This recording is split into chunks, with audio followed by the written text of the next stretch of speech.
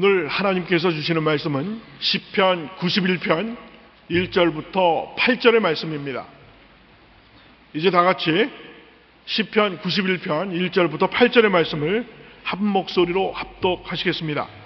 지존자의 은밀한 곳에 거주하며 전능자의 그늘 아래 사는 자여, 나는 야훼를 향하여 말하기를 그는 나의 피난처요 나의 요새요 내가 의뢰하는 하나님이라 하리니, 이는 그가 너를 새 사냥꾼의 올무에서와 심한 전염병에서 건지실 것이미로다. 그가 너를 그의 깃으로 덮으시리니 내가 그의 날개 아래 피하리로다. 그의 진실함은 방패와 손방패가 되시나니 너는 밤에 찾아오는 공포와 낮에 날아드는 화살과 어두울 때 퍼지는 전염병과 밝을 때 닥쳐오는 재앙을 두려워하지 아니하리로다. 1000명이 내 왼쪽에서 10,000명이 내 오른쪽에서 엎드러지나 이 재앙이 내게 가까이 하지 못하리로다. 오직 너는 똑똑히 보리니 악인들의 모험을 내가 보리로다.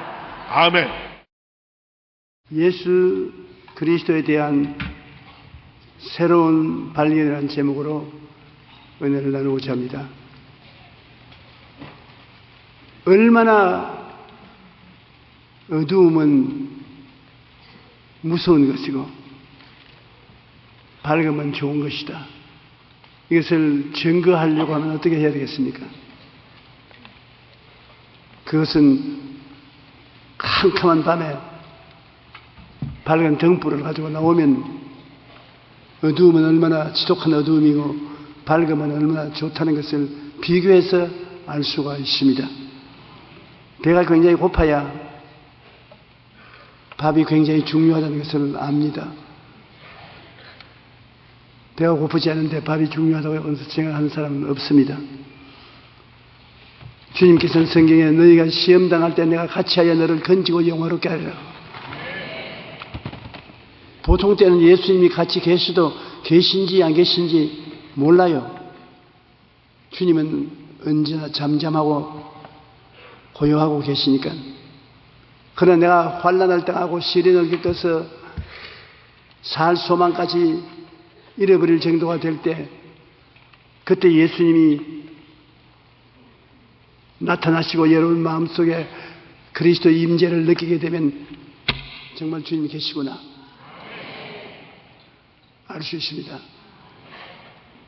그러므로 이 세상 사는 형편이 아무리 어렵다고 해도 주님이 그 형편에 따라서 우리를 돌봐주시기 때문에 까딱없이 승리할 수 있습니다. 환난이나 공고나 적신이나 위험이나 기근이나 칼이야, 이 모든 일에 나를 사랑하는 이를 말미암아 우리가 넉넉히 이기나니라. 고난이 여러분 생애 속에 큰 축복이 될 때가 많습니다. 우리가 주님이 얼마나 큰 사랑과 능력으로 같이 있다는 것 그냥 말하면 알 수가 없어요. 내가 시험과 환난을 당하고 고통과 괴로움 속에 있을 때 나를 도와줄 주님이 필요하고, 거기에서 기적적으로 해방되어 나올 때, 야, 역시 우리 주님이 살아계시구나, 역시 기도를 들어주시구나, 기쁨이 충만해질 수 있는 것입니다. 우리 예수 믿는 사람이 좋은 것은 주님께서 우리를 막다른 골목에 가도록 하니 밀어넣어 놓고, 내가 도저히 이젠 걸어나갈 수 없다고 생각할 때 그 원수의 목전 앞에서 야, 나오라, 가자. 원수의 목전에서 손잡고 나오는 은혜를 베풀어 주십니다. 그렇기 때문에 인내가 필요합니다. 주님 앞에 기도하고 난 다음에 주님이 내 손잡고 안전한 곳으로 가는 동안에 상당한 시간이 필요한 것입니다. 주님 빨리요. 주님 빨리요. 주님, 나는 한국 사람 아니다. 나는 하나님이다. 나를 한국 사람 취급하지 말라. 아유, 그래도 하나님 빨리요. 우리 예수 믿는 사람도 개인적으로 주님이 빨리 안 해주시기 때문에 낙심한 사람이 많습니다만, 명년에는 좀 느긋하게 주님 기다려 보십시오. 주님은 당신의 방법으로 여러분을 잘 인도해 주실 것입니다. 첫째로, 예수님을 어떻게 이해합니까, 여러분? 예수님 말을 하면은, 우리 위해서 십자가에 못 박혀 몸짓고 피 흘려 죄를 용서하신 주님, 이런 정도 마음속에 이해하고, 그것도 들락날락합니다. 믿었다가 안 믿었다가 믿었다가 안 믿었다가 하는 것입니다. 그러나 예수님 믿고 난 다음에라도 큰 시련에 부딪혀서 고통을 당하고 난 다음 거기에서 희한하게 하나님 능력으로 건져냄을 받으면 안 잊어버려집니다. 평생의 그 경험은 잊어버리지 않습니다. 그리고 예수님에 대해서 확실한 이해와 신념을 가질 수 있게 되는 것입니다. 성경에는 예수님께서 제자들을 데리시고 실제 경험을 통해서 가르치심을 베풀었는 것입니다. 학교에 가서 의자에 앉혀놓고 칠판 앞에 서서 백목을 들고 가르친 적은 없습니다. 주님은 예루살렘으로부터 시작해서 사마리아로, 갈릴리로, 유대 땅으로 다니면서 현장에서 교육을 시켰기 때문에 제자들의 가슴 속에 그리스도와 같이 지낸 그 시간을 잊을 수 없이 알고 있는 것입니다. 예수님께서도 현장에 제자들을 데리고 다니기 때문에 친구들도 만나고 원수들도 만나고 좋은 일도 만나고 어려운 일도 만나고 배고플 때 배부를 때 온갖 것을 다 체험하게 만들어준 것입니다. 하나님도 그렇습니다. 여러분에게 응답을 해주시는 것은 여러분에게 제자로서의 배울 수 있게 하는 것입니다. 여러분은 아무것도 아니라고 생각하지만 예수님은 이 세상에 여러분이 살아있을 동안에 제자를 만드는 것입니다. 주님은 여러분이 하루를 살아도 예수님의 제자가 되어서 다른 사람에게 예수님을 가르치고 천당 오기를 원하시는 것입니다. 나는 평신도로 아무것도 아닌데 내가 뭘 합니까? 아니요. 평신도로서 아무것도 아니기 때문에 주님이 여러분의 시간을 보내며 제자로 만드는 것입니다. 예수님이 천국에 오고 난 다음에 사마리아를 뒤엎어놓은 자가 누굽니까? 빌립이 사마리아에 내렸는데 빌립은 제자 중에 평신도 제자인 것입니다. 사마리아에 내려서 사마리아를 뒤집어 놓았었습니다. 그러므로 예수님을 따라가면 예수님은 반드시 시간과 환경을 학교로 삼아서 여러분에게 배우게 하기를 원하시는 것입니다. 예수님은 한번 제자를 데리시고 배에 탔어서 저 바다 건너편으로 가자 그러셨습니다. 거의 제자들은 다 고기잡이 거의 주 생명업이었기 때문에 바다 건너서 배를 몰고 가는 것은 어려운 일이 아닙니다. 예수님은 배 저 구석에 가서 팔을 베게 하고 주무시는데 갑자기 바람이 불어오자 바람이 물결을 일으켜서 배가 곤두박질을 치게 된 것입니다. 제자들이 배를 안정시키고 물을 퍼내기에 정신이 없습니다. 아무리 해도 안 되고 이젠 죽겠다 싶거든요. 이젠 죽었다. 그런데 제자들은 우리가 아는 예수님은 죄인의 죄를 용서하시는 예수님, 사람들에게 천국에 대한 교훈을 하시는 예수님이지 우리가 아는 예수님은 그 이상이 아니다. 만일 제자들이 예수님 말 한마디에 바람과 바다도 잠잠해지는 예수님은 자연 환경을 다스리는 창조적 하나님이라는 것을 알았으면 걱정 안 했죠.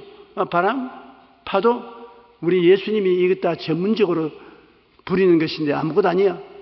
그랬을 것인데 체험을 안 했기 때문에 모릅니다. 이제 죽게 되었단 말입니다. 그래서 예수님께 가서 주무시는 예수님은 주여 주여 빨리 깨소서 우리가 죽게 됐는데 모른 체 합니까? 주님께서 일어나셔서 바람아 그만 불어라, 파도야 그만 쳐라, 잠잠해라. 얘들이 두려워하고 있다. 그러니까 바람과 파도가 그만 가라앉아 버리는 것입니다.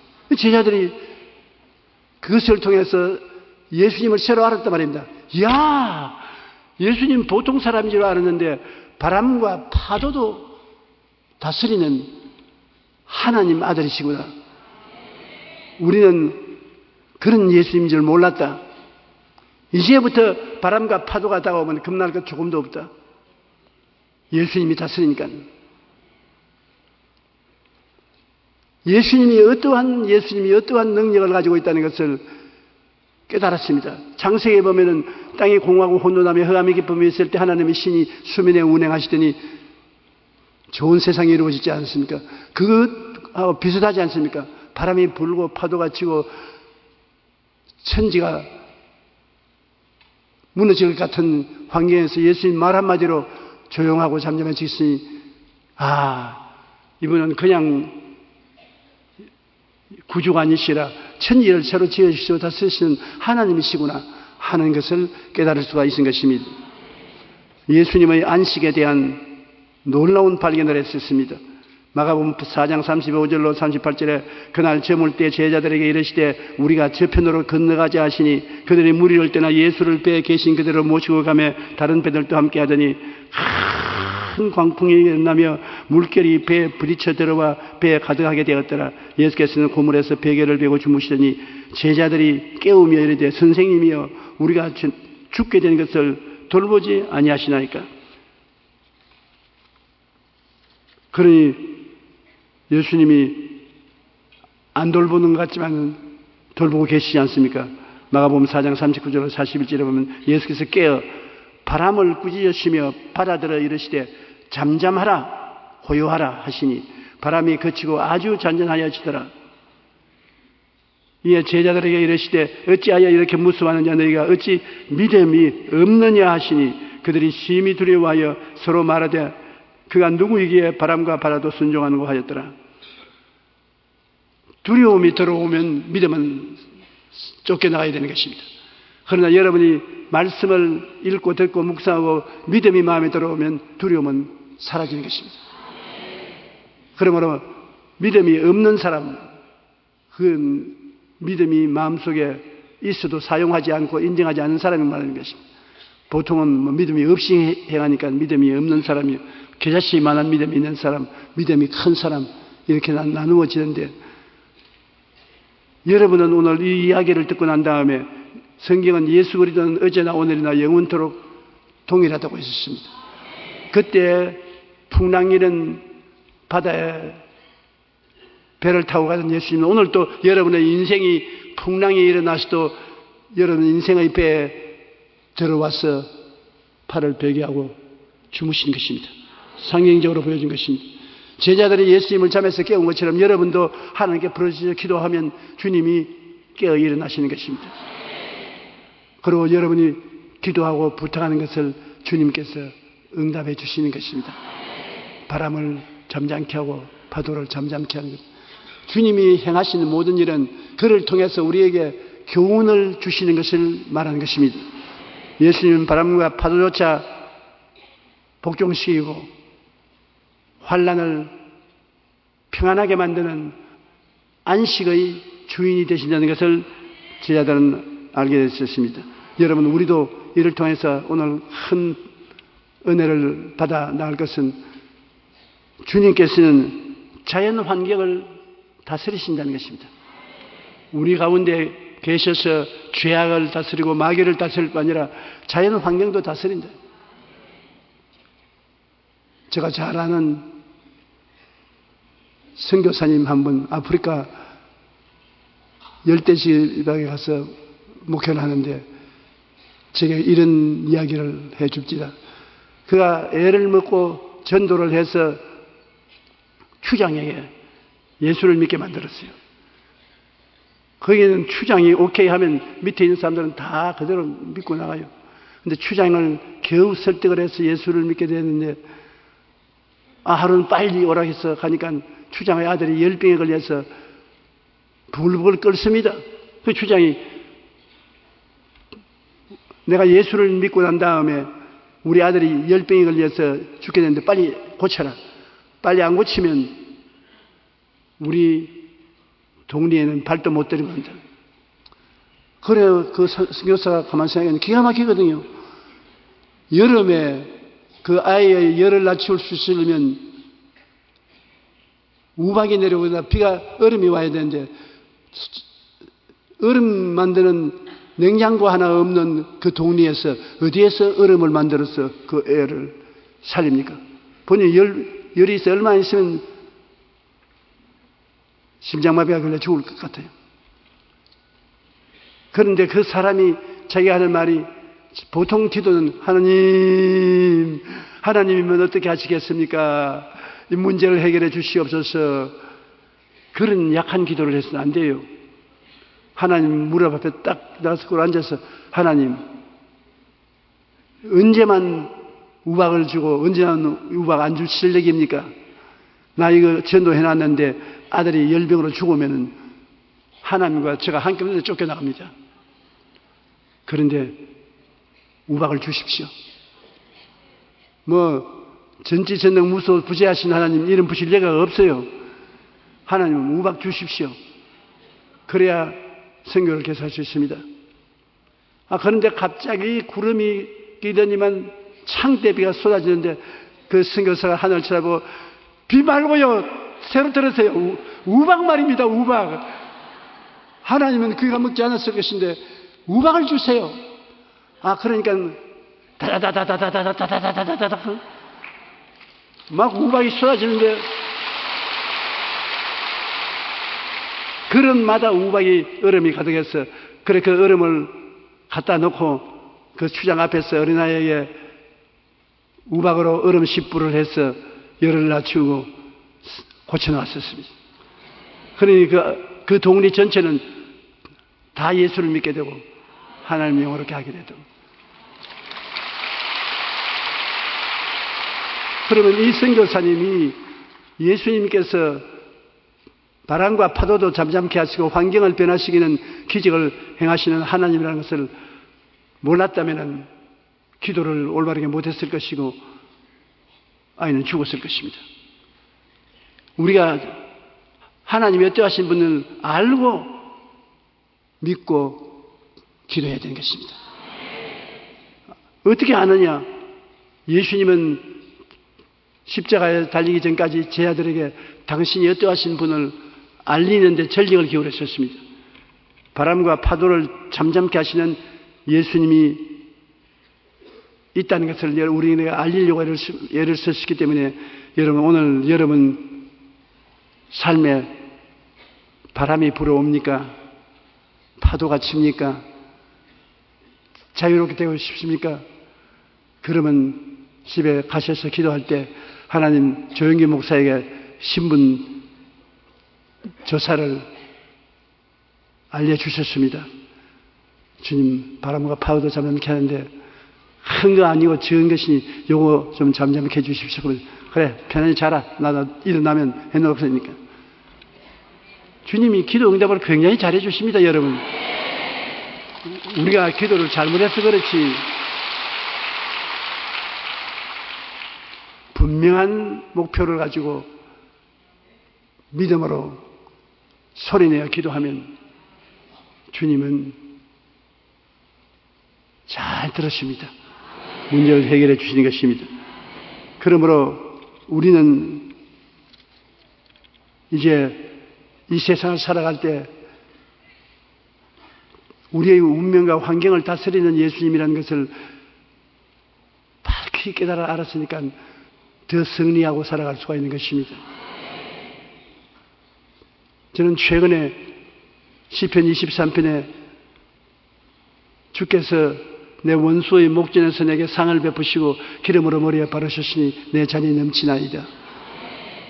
이 말씀을 종종 하나님 앞에 외웁니다. 하나님, 나는 옛날에 이 구절이 좋지 않았습니다. 왜 신랑스럽게 원수가 올 때까지 기다려서 진수 성찬을 차립니까? 일찌감치 먹어서 설거지 깨끗이 해버리면 좋지.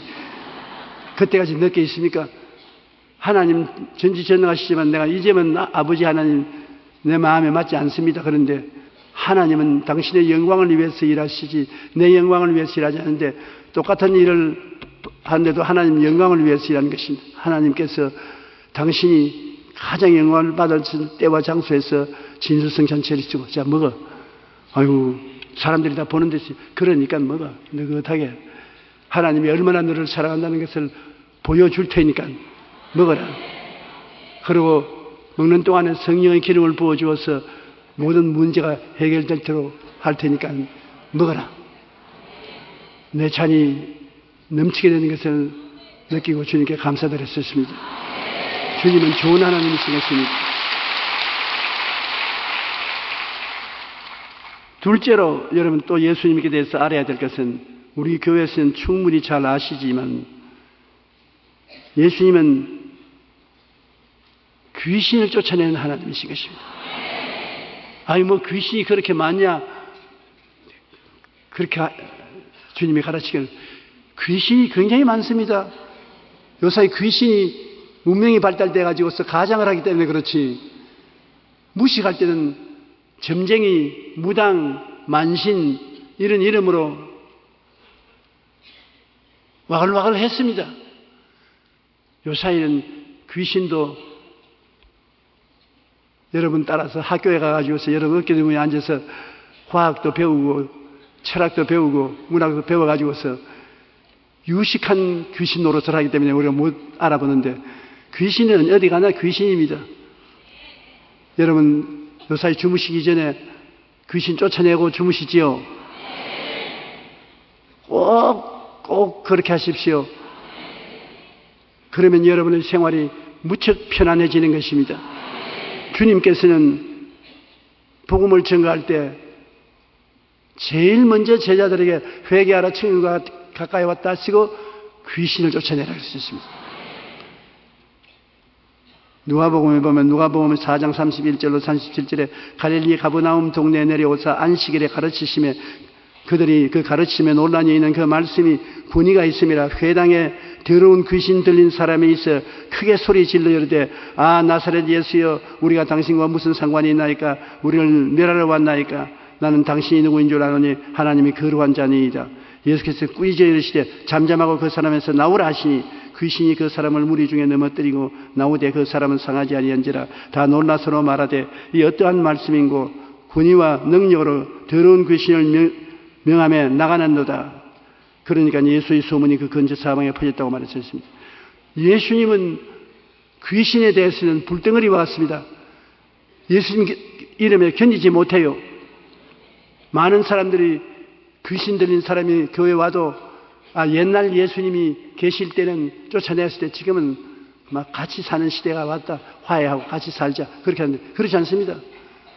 귀신이 들어오면 도적질하고 죽이고 멸망시키는 일을 하기 때문에 큰 불행이 다가오므로 쫓아내야 돼요.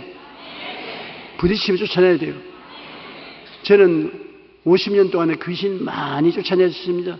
내게 붙은 놈도 쫓아내고 성도들 심신에 있는 귀신도 쫓아내고 환경에 있는 귀신도 쫓아내고 알면은 쫓아낼 때가 많습니다. 하루는 천막교회 새벽 기도를 제가 하고 난 다음에 한 사람 한 50대가 되는 자매님이 기도를 하는데 굉장히 열정적으로 기도를 하는데 횡설수설을 해요.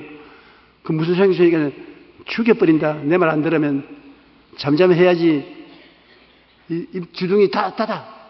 주둥이 닫아. 그럼 자기 두드리고 그래서 아마도 이게 기분이 좋지가 않아요. 그래서 내가 가서 머리에다 써놓고 예수 이름으로 면허니 종결지니까 탁 쳐다보니 왜 남은 머리에 손지요?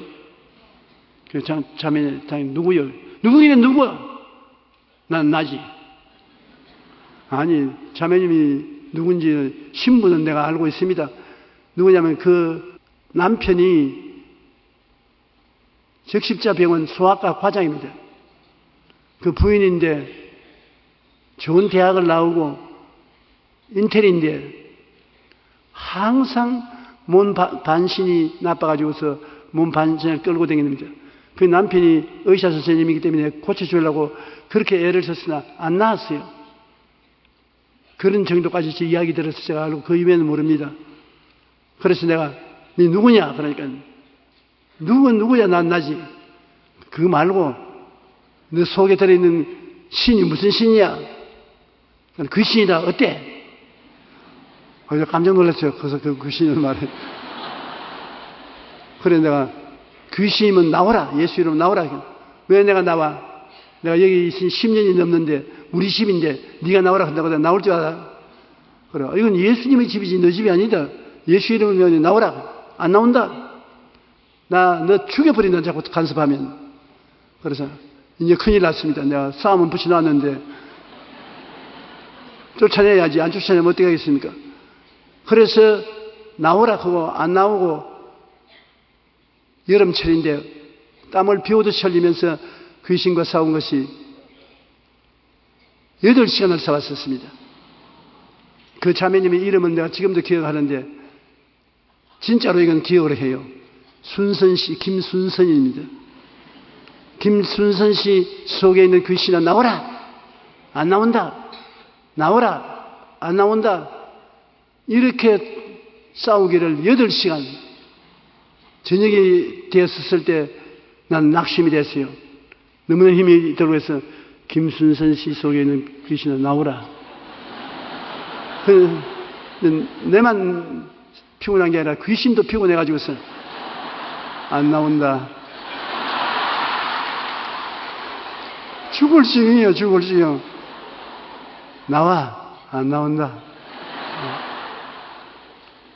그럼 나중에는 이러다가 어느 놈이 죽든지 죽겠다고 싶어서 큰 소리로 이 김순선 씨 속에 있는 귀신아 나오라. 그냥은 탁 쓰러져 버려요. 그래서 내 마음에 번뜩 무슨 생각이냐면 심장마비가 걸렸구나. 이제 절을 안 났다. 이는 귀신 들린 것보다 더 큰일 나니까 쓰러졌으니까 남편이 어이시하고 당연히 큰일 났다. 그래서 순선 씨 빨리 일어나라. 여기서 자면 안 된다. 일어나라. 그러니까 몸을 덜덜 들고 있는데 아니 내가 왜 여기 와 있어요? 내가 여기 와 있는 것이 무슨 소리냐?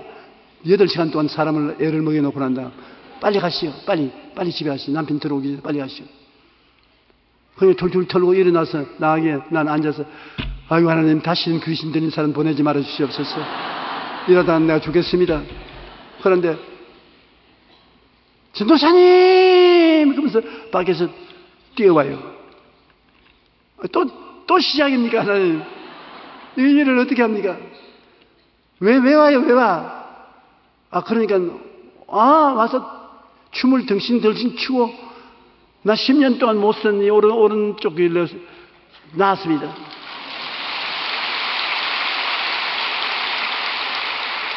깨끗이 나와서 그 주간에 수학과 박사인 그 남편 그 부인과 같이 손잡고 천막교에 와서 그날은 내 설교를 듣지 않고 그가 간증 설교를 했어요. 간증 설교가 내 설교보다 훨씬 좋아요. 사람들이 굉장히 아멘을 하고 그렇게 했습니다. 오늘날 또 예수님은 귀신 들린 자를 고치는 주님이십니다. 그냥 종교인의 지도자가 아니라 예수님은 구원하시고 병을 고치시는 하나님이신 것입니다. 주님은 성경에 보면 병 고치는 일을 많이 했습니다. 누가복음 8장 26절로 35절에 보면 갈릴리 맞은편 그라사인의 땅에 이르러 예수께서 육지에 내리시며 그 도시 사람으로 귀신 들린 자 하나가 예수를 만나며 그 사람은 오래 옷을 입지 아니하며 집에 거하지도 아니하고 무덤 사이에 거하는 자라 예수를 보고 부르시며 그 앞에 엎드려 큰 소리로 불러 이르되 지극히 높으신 하나님의 아들 예수여 당신이 나와 무슨 상관이 있나이까 당신께 와오니 나를 괴롭히지 말소서 하니 이는 예수님께서 이미 더러운 귀신을 명하사 그 사람에게 나오라 하셨음이라. 예수께서 내 이름이 무엇이냐 물으신즉 이르되 군대라 하니 이는 많은 귀신이 들렸음이라. 귀신들이 그 사람에게서 나와 돼지에게로 들어가니 그 때가 비탈로 내리더라. 호수에 들어가 몰사하거늘 사람들이 그 이루어진 일을 보러 나와서 예수께 이르되 귀신 당한 사람의 옷을 입고 정신이 온전하여 예수의 발치에 앉아 있는 것을 보고 두려워하더라. 군대 귀신이 있어요. 한 사람 속에 군대가 들어있는데 로마 시대 군대는 몇 명인 줄 압니까? 한 군대는 2,000명입니다. 그러면 한 사람 속에 2,000마리가 들어앉아요. 성한 사람 속에 들어있어도 2,000마리가 들어있으면 정신이 없을 것인데, 이 몸도 성하지 못한 사람 속에 2,000명이 들어있어요. 귀신은 우리에게 해방을 가져오나 예수님은 언제나 고쳐주시는 것입니다. 갈릴리 회당에 18년간 귀신에 들려 앓으며 꼬부라져 조금도 펴지 못하는 한 여자, 귀신이 그 허리를 꼬부라서 바로 서지를 못해요. 허리가 아파서.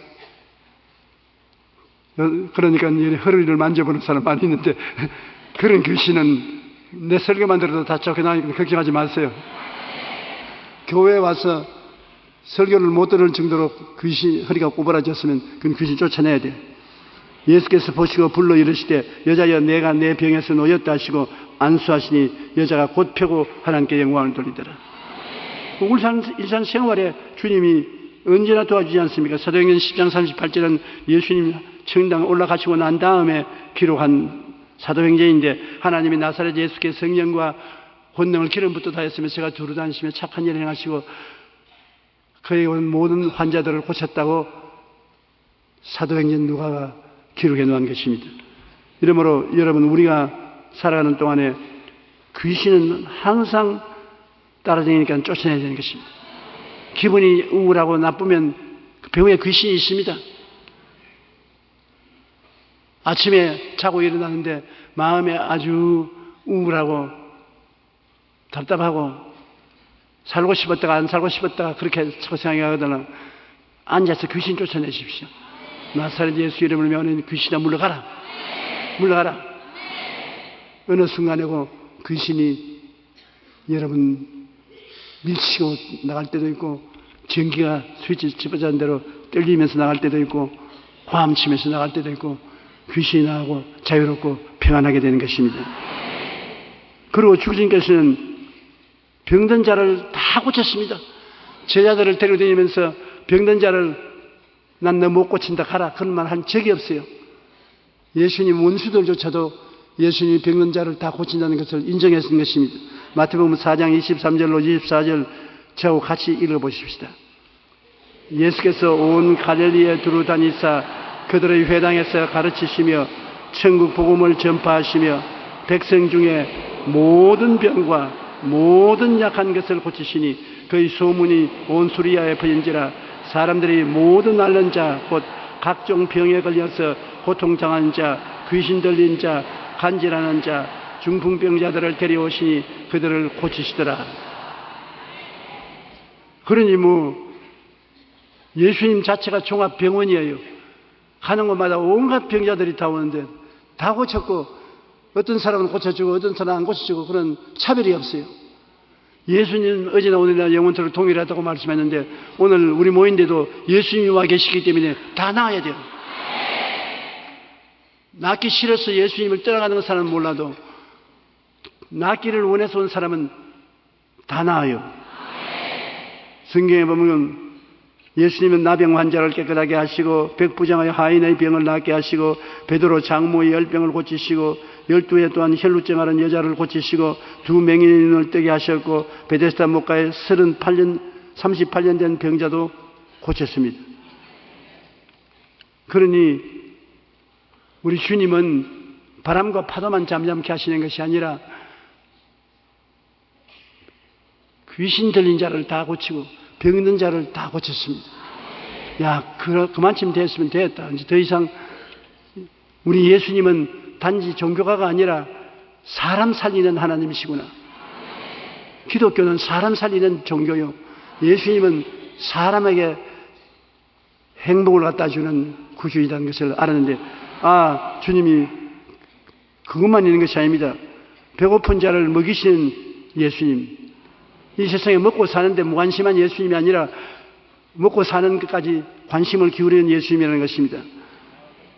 예수님께서 나사렛 호수 가에 나가서 이른 아침에 좀 바람 쐬려고 했는가 봅니다. 그런데 사람들이 기다리고 있다가 예수님이 구름대같이 모여오니까 예수님이 피할 데가 없어요. 강단도 없고.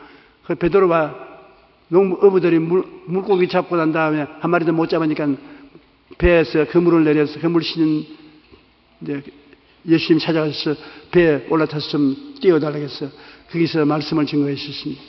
그 사람들이 뭐라고 하겠습니까? 저 밤새도록 고기를 잡아도 한 마리도 못 잡은 놈이 또 예수 선생에게 딸려가지고서 배 모시고 설교를 하게 되니 고기를 못 잡았으면 빨리 집에 가야지 배를 붙잡혀서 집에도 못 가고 어떻게 하려고 해요? 그런데 예수님께서 말씀을 다 마치시고 난 다음에 베드로를 보시고 깊은 곳에 가서 그물을 던져 고기를 잡아라. 베드로가 뭐라고 했습니까? 그냥 가시지 뭘 또 깊은 곳에 가서 그물을 던지라고. 고기는 우리가 압니다. 주님, 우리가 알아요. 해가 뜨면은 물고기가 깊은 데로 깔아앉아서 잠을 자기 때문에 그물에 한 마리도 안 걸려요. 햇빛이 없을 때 밤 동안에 해변가로 나오고 있기 때문에 우리가 잡지. 그렇게 변명을 할 만한데 베드로가 주님께서 말씀하시니까 밤새도록 그물 던지도 못 잡으시도 주님 말씀에 의해서 그물을 한번 던져보겠습니다. 그게 던지니까 이게 웬일입니까? 물고기가 너무 많이 잡혀서 그물이 찢어진지라 동료들 배를 다 불러서 거기도 가득 채웠었습니다. 거기에서 깨달은 주님은 어떤 주님인 것입니까? 하나님의 일을 하면 하나님은 우리 인간의 일을 해주신다. 하나님 말씀을 증거하는데 배를 강단으로 빌려주고 나니까 그 배가 하는 목적은 고기 잡는 것이니까 주님이 데리고 들어가서 고기를 엄청나게 많이 잡게 하시다. 이러므로 우리 예수 믿는 신앙은 그냥 산에 들어가서만 엎드려 있어라, 교회 가서만 엎드려 있어라 그런 것이 아니고 신앙과 현실 생활이 분리하지 않고 같다는 것입니다. 예수 믿을 뿐 아니라 사업도 하고 잘 믿을 뿐 아니라 사업도 잘하고 수입도 많이 얻을 뿐 아니라 신앙도 많이 가져라는 것입니다. 영혼이 잘 되면 같이 범사에도 잘 되라. 영혼은 잘 되면 같이 범사는 쬐끔 되라. 그렇게 안 했습니다. 영혼이 잘 되면 같이 밸런스가 맞게 범사에도 잘 되라. 그래서 예수님께서는 복음만 전가하는 것이 아니라 고기잡이 하는 어부의 역할도 하신 것입니다. 그러므로 예수님께서 중소기업만 들어와서 돌보는 게 아니라 구멍가게에도 예수님이 들어와서 같이 해주시는 것입니다. 우리의 삶을 주님께서 쉽게 생각하지 않는다는 것입니다. 우리가 예수님의 하시는 사업에 시간 내고 몸들이고 물질 들이면 주님은 우리 사업에 시간 내고 물질 내고 몸들여서 큰 성공을 하도록 만들어 주시는 것입니다. 생산업에나 주님이 그렇게 해주시죠. 그렇지도 않습니다. 여러분, 예수님 말씀 듣고 병담 얻으려고 남자만 5,000명, 부녀자 기만 명을 갈릴리 호숫가에 있는 광야로 와서 날이 저물어 가니까 예수님이 제자를 불러서 저들에게 먹을 것을 주라고. 그 많은 사람에게 돈도 없고 그릇도 없고 장소도 없고 뜻도 없는데 어답니까? 근데 주님께서 무조건 먹일 것을 주라 했어요. 그래서 제자들이 보리떡 5개와 물고기 2마리를 가지고 나오니까 주님이 그것을 받아서 축사를 하셨습니다. 그게 굉장히 중요해요. 주님께서 축사만 받고 나면 그 사람이 어디 가서 무엇을 해도 일이 형통하는 것입니다. 우리 한국이 잘 되는 이유는 한국에 있는 교회와 성도들을 주님이 축사해 주셨습니다. 그럼 주님 축사가 있기 때문에 어디 가도 잘 되는 거예요. 어디 가도. 아브라함은 예수님이 갈대아 우르를 아브라함이 찾아오기 전에 축사를 주님이 해 주셨는데 그 축사를 받았기 때문에 어디 가도 형통해지는 것입니다. 그러므로 여러분 교회에 나와서 예수님을 잘 섬기고 주님의 축사를 받고서 나가면 만사 형통이 되는 것입니다. 그래서 제자들이 보리떡 5개와 2마리를 가지고 예수님께 오니까 그것을 가지고 축사를 했습니다. 축사를 하면 형통하거든요. 축사를 하면서 주님이 자, 네가 가져라. 12명, 70명 제자들에게 쪼개주니까 이것 가지고 어떻게 합니까? 그렇게 말할 만한데 제자들이 그 깨주는 것을 가지고 떼주니까 또 생기고 떼주니까 또 생기고 얼씨구나 좋다 절씨구나 좋다 부른 대로 다 먹어라. 그래가지고서 보리떡 5개 물고기 2마리로 몇만 명을 모이고 12바구니 남았다. 그것은 무엇을 의미하느냐? 주님은 우리가 먹을 것이 없어서 노천에서 먹고 입고 자는 그런 일이 없기를 바란다는 것입니다. 여러분에게 복을 주셔서 나누게 할지라도 주님은 우리 사람들을 사랑해서 옷을 입고 밥을 먹고 몸둘 곳이 있어 사람답게 살게 해주겠다는 것입니다. 그러므로 예수 믿는 길은 행복하게 사는 길인 것입니다. 진짜입니다. 여러분 꿰려고 내가 하는 말 아닙니다. 꿰봤자 무슨 소용이겠어요 제가.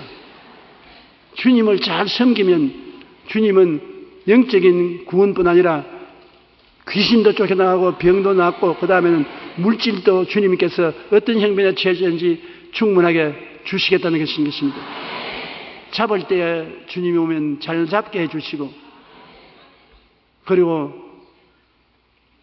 이미 잡아놓은 것은 자꾸 생겨나게 하시고 재미있지 않습니까?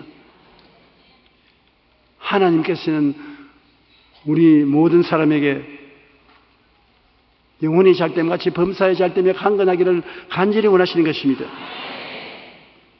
여기 보면 제자들이 이르시되 여기 우리에게 있는 것은 떡 5개와 물고기 2마리뿐이니이다 이르시되 그것을 내게 가져오라 하시고 무리를 명하여 잔디 위에 앉으시고 떡 5개와 물고기 2마리를 가지사 하늘을 우러러 축사하시고 떡을 떼주니 척번하다.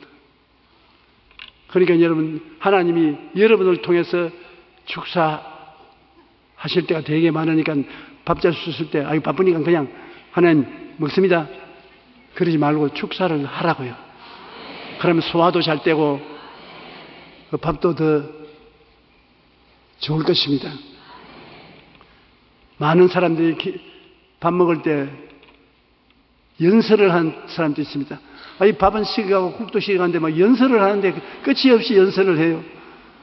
어떠한 사람은 하나님 보시지요. 우리 다 모였습니다. 먹습니다. 안녕. 이건 기도인지 기도가 아닌지도 모르겠는데 잔소리하지 말고 하나님 오늘 식탁을 허락해 주시니 감사합니다. 우리 가족들이 건강하게 식탁을 대할 수 있으니 감사합니다. 병든 자는 고쳐주시고 영한 자는 붙들어 주시옵소서. 저희들 오늘 이 음식 먹고 주님 영광 위해서 살게 하여 주시옵소서. 예수 이름으로 축복합니다. 그러면 축사를 한 것이 됩니다. 하나님은 축사하면 축사가 따라다니면서 모든 것을 잘 되게 한단 말입니다. 여러분 축사를 해주시면 그 축사가 굉장히 효과를 발생하는 것입니다. 우리 주님은 그렇게 해서 어디든지 죄를 사해 주시지요. 귀신을 쫓아내고 병을 고쳐주시지요. 배고픔을 돌보아 주셔서 주님께서 배불리 먹게 해주시지요. 그래서 이것을 꼭 잊지 말라고 말하는 것입니다. 시편 103편 1절로 5절을 우리 다 같이 한번 읽어보십시다. 내 영혼아 야훼를 송축하라. 내 속에 있는 것들아 다 그의 거룩한 이름을 송축하라. 내 영혼아 야훼를 송축하며 그의 모든 은택을 잊지 말지어다. 그가 내 모든 죄악을 사하시며 내 모든 병을 고치시며 내 생명을 파멸해서 속량하시고 인자와 긍휼로 관을 씌우시며 좋은 것으로 내 소원을 만족하게 하사 내 청춘을 독수리같이 새롭게 하시는도다. 이것을 여러분 꼭 적어서 화장대 앞에, 경대 앞에, 책상 앞에, 밥상 앞에 예배해 놓고 한 번씩 읽으십시오. 꼭요. 진구원에 대한 주님의 간절한 소원이기 때문에 이것을 읽으면 읽은 대로 이루어지는 것입니다. 꼭 여러분 하루에 2번, 3번 이것을 읽으면 좋은 일이 일어나는 것입니다. 하나님의 말씀은 살았고 운동력이 있다고 하나님의 말씀 그 자체가 생명인 것입니다. 여러분 몸에 병이 들어 아프면 한 번 약 바르고 내 던져버리면 간혹 가다 나는 듯지만 잘 안 낫잖아요. 약을 아침, 점심, 저녁 성실하게 바르면 잘 낫는 것이, 말씀도 하나님의 생명이기 때문에 여러분 말씀을 자꾸 해야 돼요. 몸이 아픈 사람은 제가 채찍에 맞음으로 너희가 나음을 입었도다 하면 하나님의 생명을 발랐습니다. 제가 채찍에 맞음으로 너희가 나음을 입었도다 두 번 하나님의 생명을 발랐는 것입니다. 한 100번만 하면 어떤 병도 물러가요. 그러니까 여러분께서 하나님의 말씀은 살았고 운동력이 있다는 것을 알아야 되는 것입니다. 한번 따라 말씀하세요. 하나님의 말씀은 살았고 운동력이 있어. 그리고 그것을 자꾸 갖다가 축복을 해주니까 살아있어. 여러분 산 생명으로 세포를 살려주고 운동력이 있어 낫게 만들어주는데 희한한 기적이 일어날 것이 아닌것입니까? 그러므로 주님 구원에 대한 확실한 증거를 하는 시편 103편 1절로 5절 내 영혼아 야훼를 송축하라 내 속에 있는 것들아 그 성호를 송축하라 내 영혼아 야훼를 송축하며 그 모든 은퇴를 잊지 말지어다 제가 내 모든 죄악을 사하시며 내 모든 병을 고치시며 내 생명을 파멸에서 구속하시고 인자와 긍휼로 관을 치우시며 좋은 것으로 내 소원을 만족케 하사 내 청춘을 독수리같이 저렇게 하시는도다.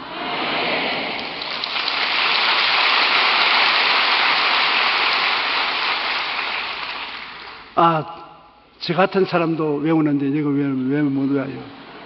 나 병원에 가니까 치매가 가까워왔는지 안 가까워왔는지 그 조사하는 선생님이 앞에 앉아 있기에 제가 이 말씀을 쫙 외웠습니다. 외우면서 치매가 오겠습니까? 그러니까 말도 마십시오. 치매가 천리로 달라붙어요.